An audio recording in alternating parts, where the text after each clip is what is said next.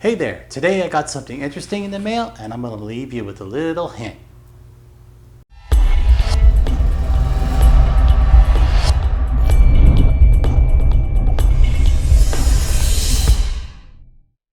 Welcome to Mike's FJR Corner. Today we're doing our first installation video. It'll be the first video that I've ever done on the channel. It's the, let me make sure I get this right, the Delkevic 13-inch tri-oval stainless steel exhaust. I chose this exhaust because I liked the triangle design. Thought it looked a little more modern. I thought it would look really good on the bike. The oval ones kind of reminded me of what was on there. It's a little bit older design. This is a little more European design.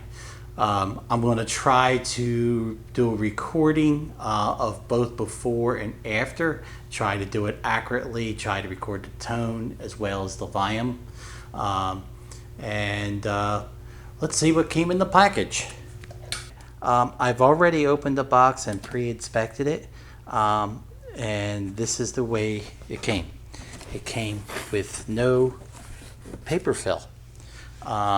I would think there should be some type of fill to keep items from sliding around, especially the way shipping is nowadays. The exhaust itself is in styrofoam. That's great.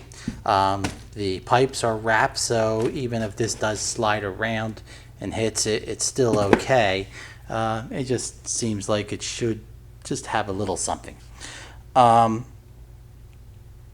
The other thing I noticed is these clamps, which are made from stamped metal. These are made in a machine that has it's a long sheet with the plastic on it, and they're sliced into individual slices and stamped in a machine. But the edges of this are a little rough. So we're going to have to file these down or sand them down to smooth them out before I put the rubber grommet around them, because I would think that this sharp edges in this can eventually work its way through the rubber. Other than that, everything looks good. Let's take a look at one of the exhausts. Let's see what the exhaust looks like. Okay, here's the rubber piece that goes on the clamp. And here's the exhaust itself. Build quality looks really good. It's actually fairly heavy metal. The gauge of the metal is really thick. I don't see this denting easily, or which is really built well.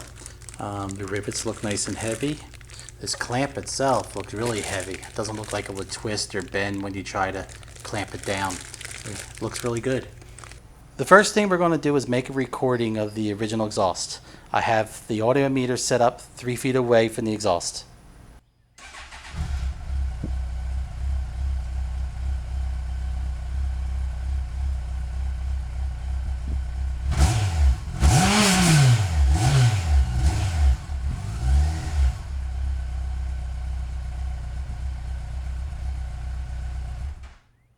The first step we're going to do is we're going to remove the exhaust system by removing this bolt here and the clamp down here.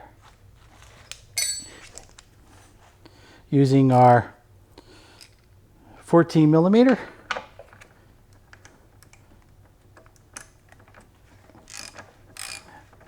loosen the bolt. Using a 12 millimeter, we loosen up the clamp.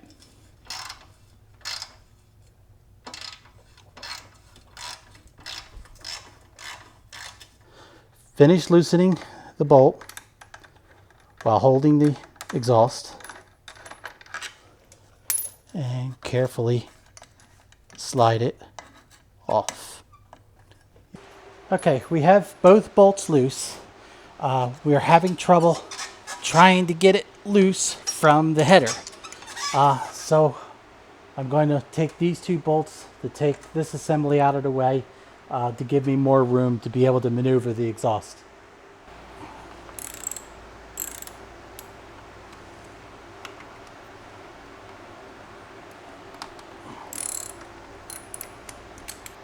Okay, with the bolts loose, I'm now going to remove the assembly.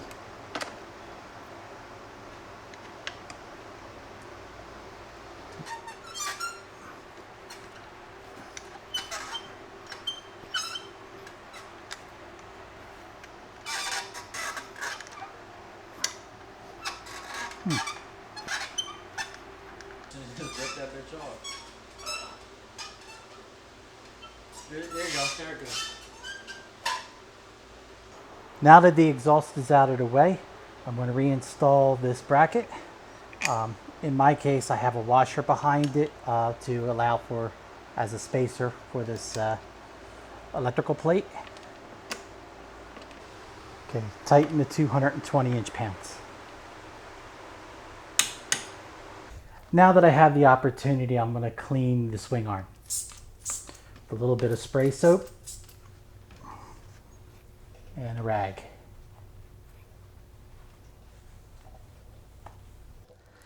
Now we're going to open the package of tubes.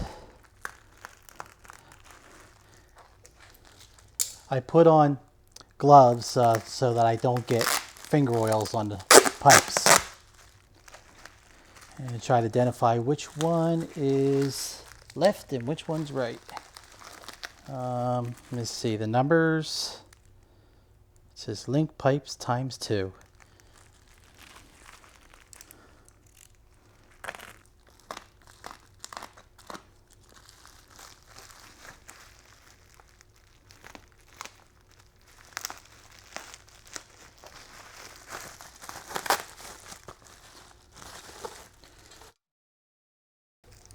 Okay, let me open the other package.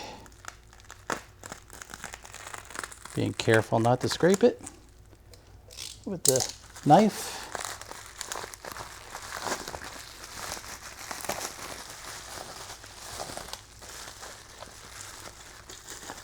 And we have the right side pipe. On our header, I noticed that the original exhaust gasket was left on the pipe. We're going to have to remove that. It looks like I may actually have to cut it off in order to get it. I do have some loose fibers on the bottom. And I see if I can work it off.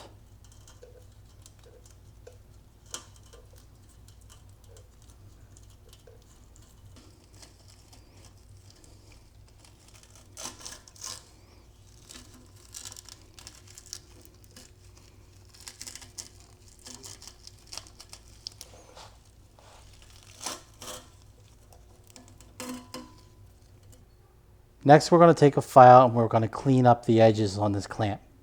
You may not need to do this, but mine has a little bit of sharp edges that I want to get rid of. Just take these apart.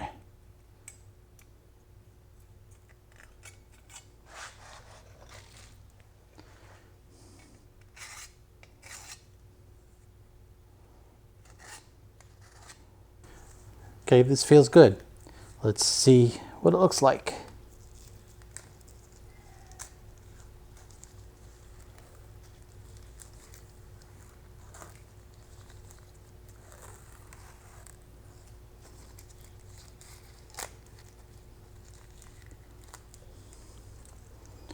Okay, that looks pretty good.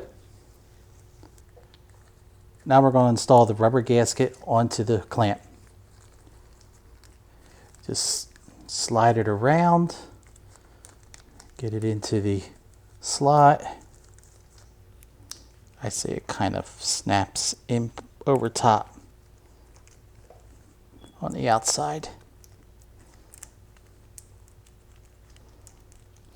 Okay, continue with the other clamp. Start at one end and work your way around. Okay, second clamp done. Now we're going to use our silicone sealant on the exhaust, and we're just going to put a little dab all the way around.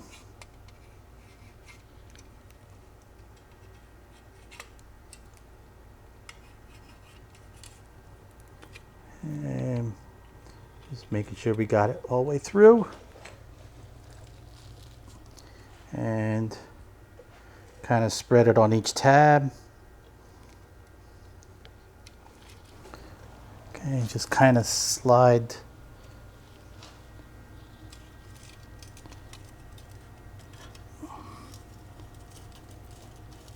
it down and work it onto the collar. Okay, we're also going to apply some of the sealant to the inside tabs of the exhaust.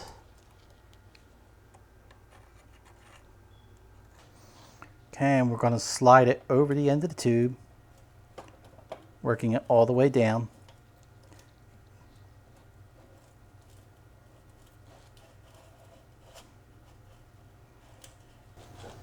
Slide the clamp over the muffler and behind the bracket.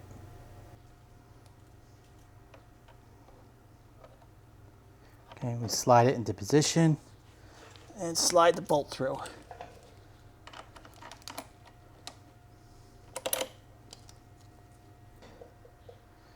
Take the original nut and tighten it up on the clamp. Make sure the exhaust is fully seated and straight. Then tighten the nut and bolt. Proceed to torque to 220 inch-pounds.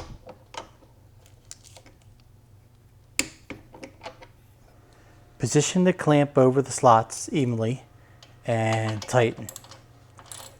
Don't tighten too tight, just snug. Position the lower clamp evenly over the slots and lightly tighten. Proceed to take some alcohol and a clean rag and clean all the finger oils off of the pipes.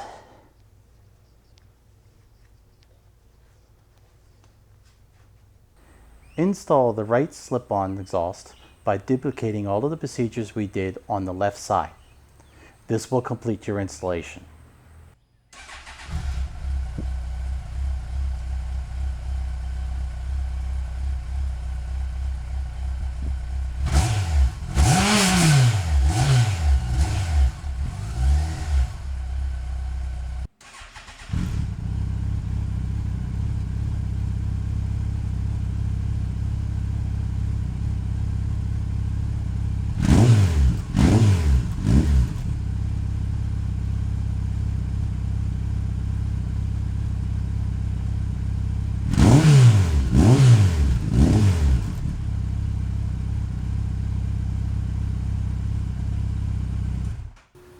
The installation is complete and it went really well. The only problem I had was this joint right here was stuck to the gasket, and I wound up having to pull the footrest bracket off in order to give me enough room to be able to pull it off the gasket. Other than that, it went really smooth. Sound-wise, it sounds really good.